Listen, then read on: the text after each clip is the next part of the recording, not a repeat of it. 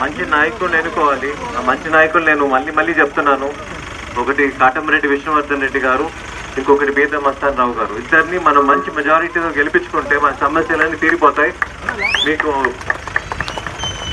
11వ తేదీన వీలు చూసుకోండి, అందరూ బంధువులకు కూడా తీసుకోపోయి మంచి మెజారిటీతో తెప్పిస్తే మనకి అన్ని సమస్యలు కూడా పరిష్కారం దొరుకుతుంది.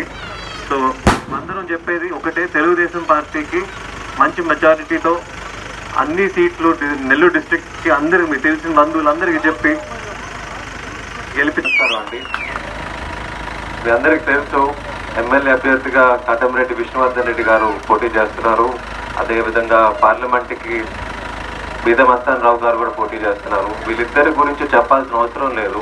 ఇద్దరు రెండు మంచి వ్యక్తులు, ప్రజాసేవకులు.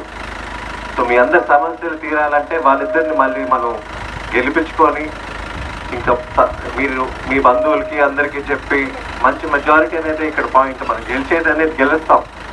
మీ అందరి రెస్పాన్స్ నేను చూస్తున్నాను. 12 రోజుల నుంచి తిరుగుతున్నాను నేను. ప్రతి దగ్గర ఇదే స్పందన ఉంది. మనకి విజయం అనేది ఆల్రెడీ మనకి మన చేతుల్లోనే ఉంది. కానీ మన మెజారిటీ అనేది ఇప్పుడు మన పార్లమెంట్కి మనం బీద మస్తాన్ రావు గారిని గెలిపించుకోవాలి.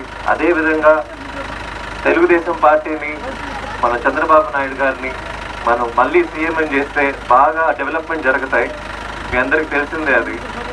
సో నేను ఒకటే కోరుకుంటున్నా అండి అందరినీ, 11వ తేదీ మీరందరికీ అందరికీ 2 ఓట్లు వస్తాయి.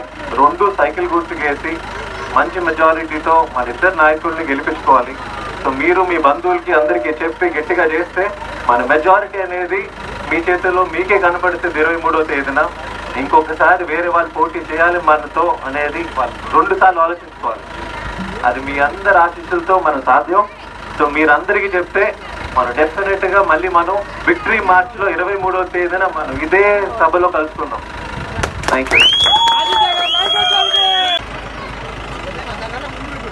ఏప్రిల్ 11వ తారీఖు జరగబో ఎన్నికలలో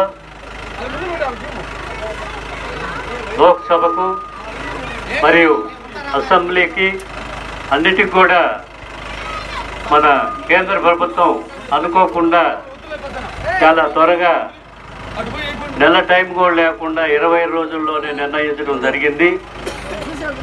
ఇప్పుడు దాకా మీరంతా కూడా మన తెలుగుదేశం పార్టీకి కొమ్ము కాసి అందరూ కూడా మన చంద్రబాబుని మనకు చేసినటువంటి సంక్షేమ పథకాలు అయితేమి, అభివృద్ధి ప్రయోగాలు అయితేమి ఈరోజు